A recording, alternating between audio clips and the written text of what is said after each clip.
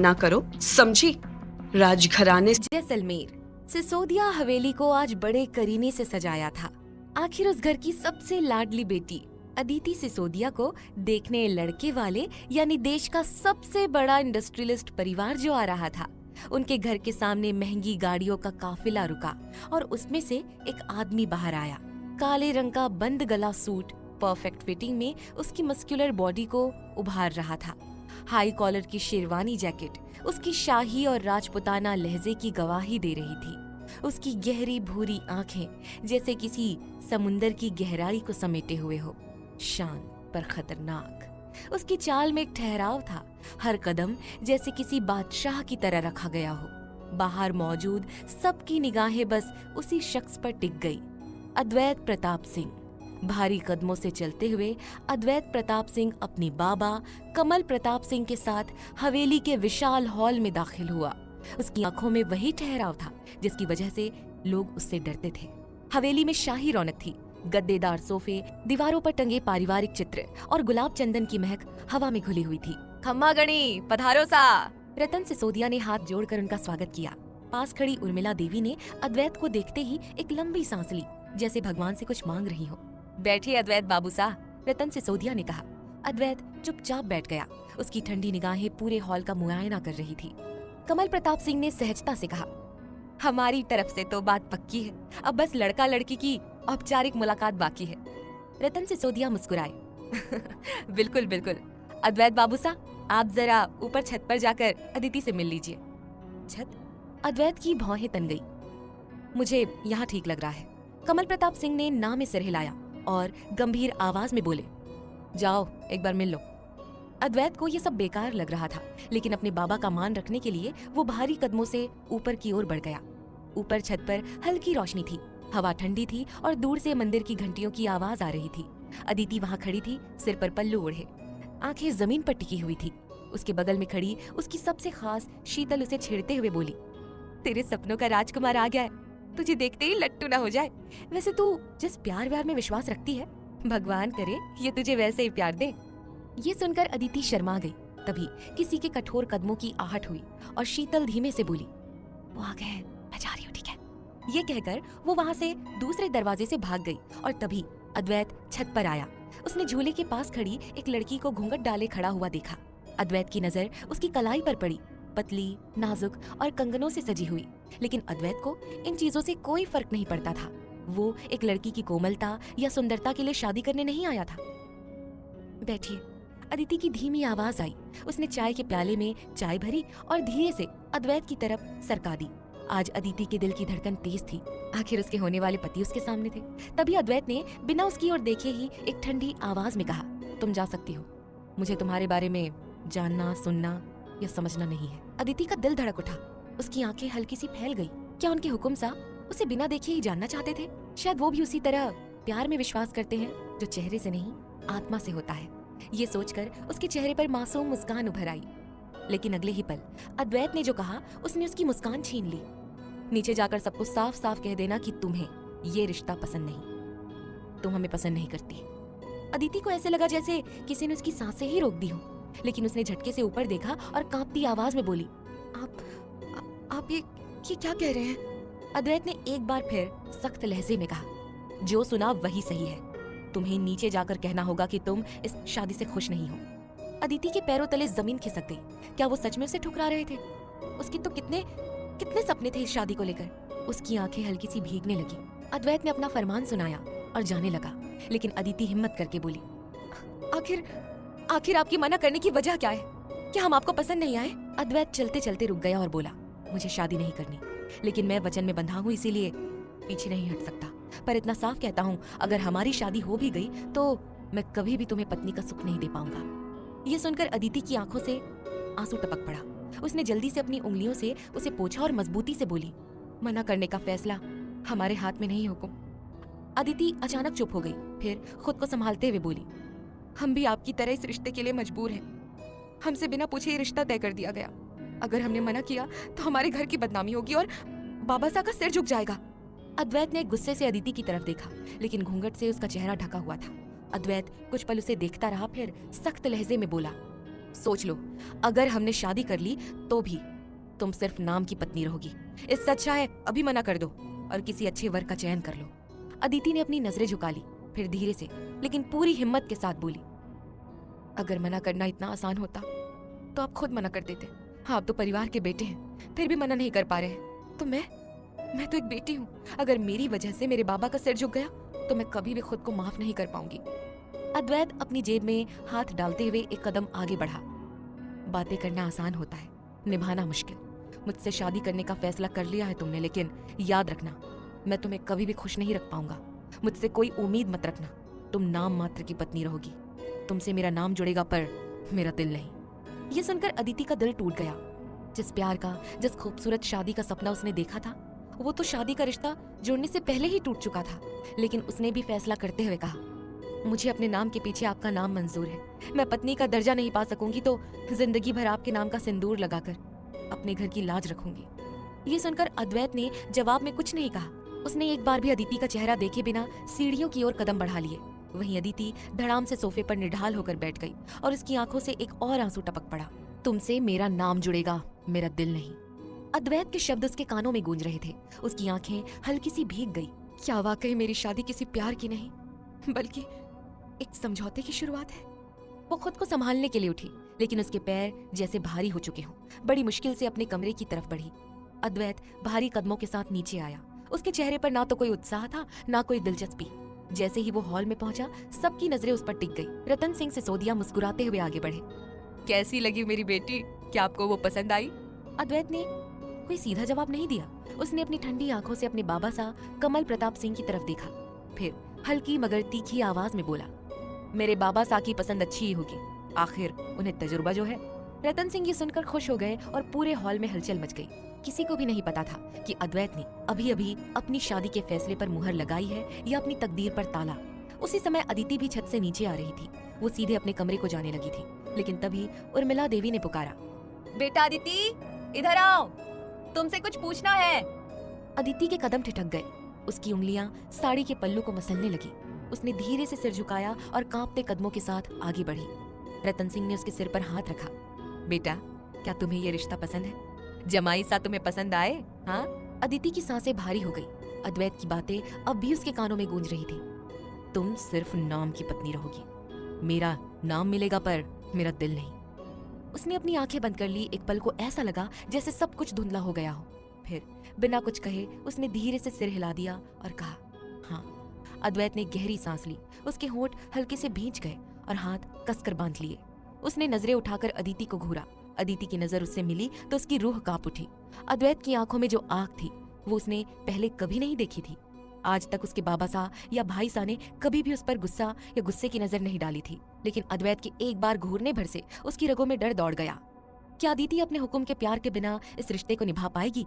अद्वैत ने तो पहले ही कह दिया कि वो उसे पत्नी नहीं मानेगा, लेकिन क्या वाकई वो इस वचन पर कायम रह पाएगा?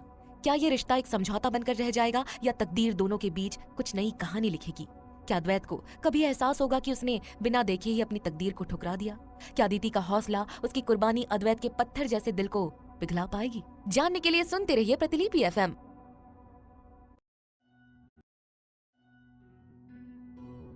एपिसोड 2। वहीं कमल प्रताप सिंह और रतन सिंह गले मिले। हवेली में खुशी की गूंज उठी। खाना खाने के बाद अदिति को बिठाकर उसकी नजर उतारी गई और उसके सिर पर चुनरी डालकर सगाई का शगुन दिया गया। रतन सिंह और कमल सिंह ने अपने अपने पंडितों को बुलवाकर शादी की तारीख निकलवाने का फैसला किया। तभी अद्वैत के दादा साहब ने एक सुझाव दिया, सगाई और शादी एक ही फंक्शन में कर देंगे। इससे 2 दिन के अंदर शादी हो जाएगी और मंगनी ज्यादा समय तक नहीं रहेगी।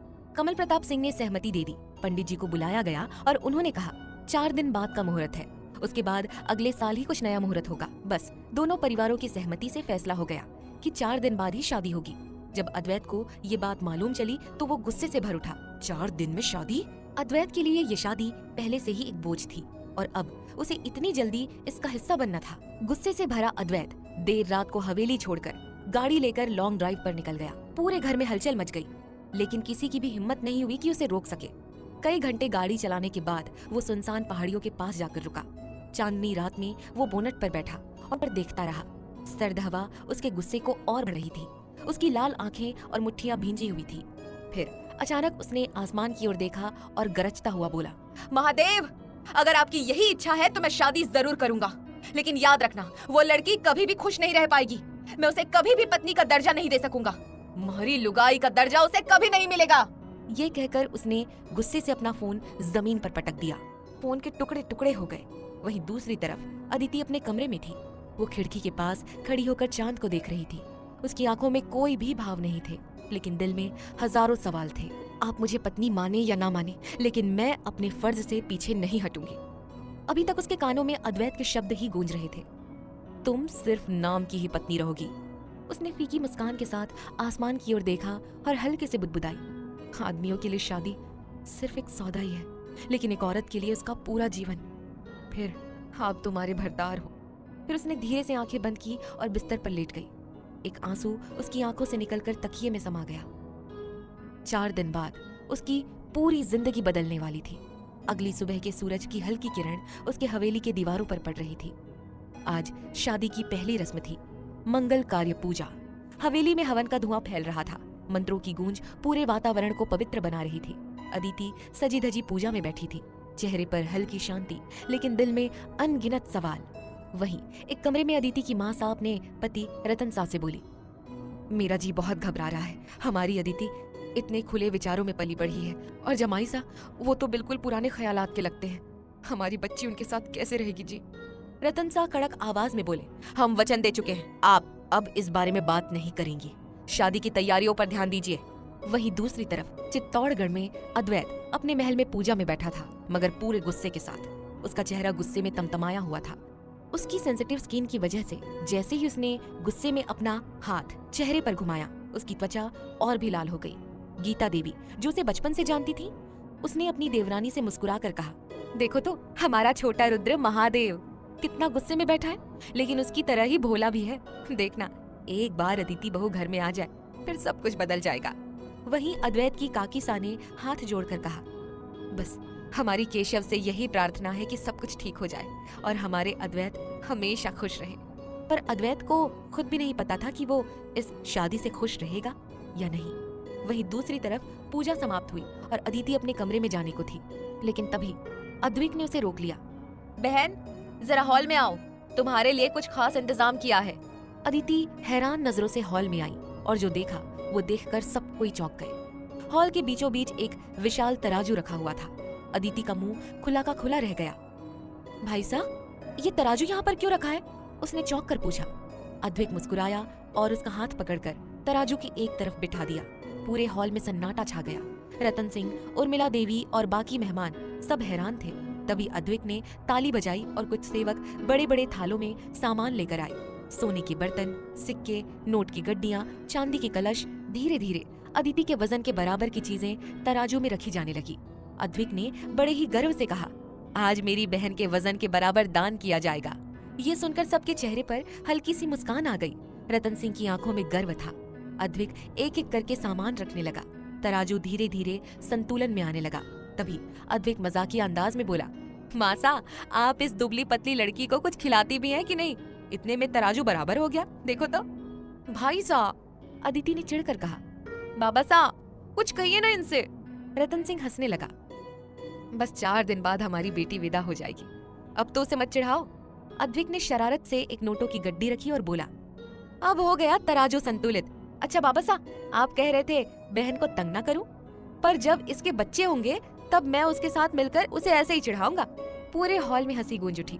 अदिति हल्की सी शर्मा गई, पर तभी उसे अद्वैत की कही बातें याद आ गई। क्या पता भाई साहब, आपको मामा बनने का सुख मिले या ना मिले, हमारा रिश्ता सिर्फ नाम का है। जब सबको ये सच पता चलेगा तब पता नहीं क्या होगा। उसका दिल एक अजीब सी बेचैनी से भर गया। तभी अदिति ने अपनी गोद में कुछ हलचल महसूस की। उसने देखा कि अद्विक ने उसके गोद में एक छोटी सी बच्ची रख दी थी। अद्विक मुस्कुराकर बोला, तुम इतनी पतली हो कि तराजू बहुत जल्दी संतुलित हो गया, और मैंने तो सोचा था कि और सामान लाना पड़ेगा, लेकिन ये दान हमारे आने वाले भतीजी भतीजियों के लिए है। तराजू में फिर से कुछ गहने रखे जाने लगे। अदिति ने अपने गोद में पड़ी छोटी सी बच्ची को देखा। उसके चेहरे पर एक अनायासी मुस्कान आ गई। माँ बनने का एहसास हर स्त्री के लिए अलग होता है। उसने मन ही मन सोचा, चाहे मेरे हुक्म मुझसे रिश्ता ना निभाए, लेकिन एक बार हमारे बच्चे के लिए तो उन्हें ये रिश्ता अपनाना ही होगा। कुछ देर बाद तराजू संतुलित हो गया। अदिति और बच्ची को आराम से उतारा गया। अद्विक ने सारे दान का सामान सेवकों में बांटना शुरू कर दिया। महल के माली, ड्राइवर, गार्ड्स, सबको ये दान दिया गया। सबने अदिति को आशीर्वाद दिया। भाई साहब, आपकी जिंदगी में सिर्फ खुशियां आए, कभी कोई भी दुख न मिले। अदिति मालकिन होते हुए भी सभी सेवकों के पैर छूने लगी, क्योंकि अदिति के लिए कोई भी बड़ा छोटा नहीं था। हर कोई उसके लिए एक समान था। उसी समय अद्वैत अपने कमरे में बैठा था। तभी एक मेड उसके लिए कॉफी लेकर आई। टेबल पर रख दो, अद्वैत ने उसकी तरफ देखे बिना ही कहा। मेड नहीं थी और अद्वैत के गुस्से के रूप को देखकर घबरा गई। टेबल पर कप रखते हुए डर से उसकी उंगलियां कांप गई और कॉफी का कप जमीन पर गिरकर टूट गया। अद्वैत की भूरी आंखें एकदम से गहरी हो गई। उसने फोन नीचे रखा और गुस्से से गरजा, ये क्या कर रही हो? ठीक से काम करना नहीं आता तुम्हें? बाहर निकलो अभी के अभी और दोबारा मेरे कमरे में मत आना। मेड डर के मारे जल्दी से टूटे कप के टुकड़े समेटने लगी और आंखों में आंसू लिए बाहर भाग गई।